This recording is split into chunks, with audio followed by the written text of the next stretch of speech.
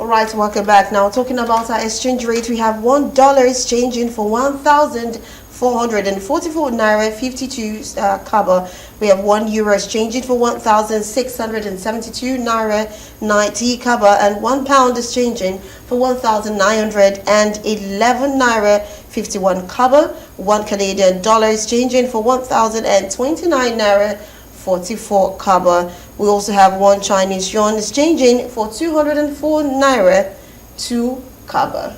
And now moving on to news happening in the business world, we have AFDB approves $500 million loan for Nigeria's energy reforms. The African Development Bank Group announced the approval of a fresh $500 million loan to the federal government of Nigeria to finance the second phase of economic governance and energy transition support program aimed at strengthening fiscal policies, driving energy sector reforms, and promoting climate action.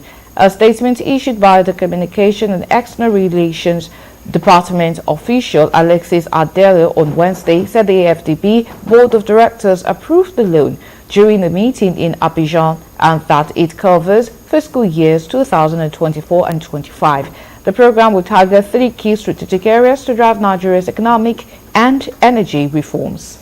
All right, moving on to international financial news, we have South Africa hits back after Trump says the U.S. won't invite it for G20 next year. South Africa's President Cyril Ramaphosa has described as regrettable the announcement by U.S. President Donald Trump that South Africa would not be invited to take part in the next year's G20 summit in Florida. In a social media post, Trump said South Africa has refused to hand over the G20 presidency to a U.S. embassy representative at last week's summit in Johannesburg. Therefore, at my direction, South Africa will not be receiving an invitation to the 2026 G20, which will be hosted in the great city of Miami, Florida next year. Members of the G20, a gathering of the world's biggest economists, do not need an invite but can possibly be barred through visa restrictions. South Africa's presidential spokesperson Vincent said that they should by now accept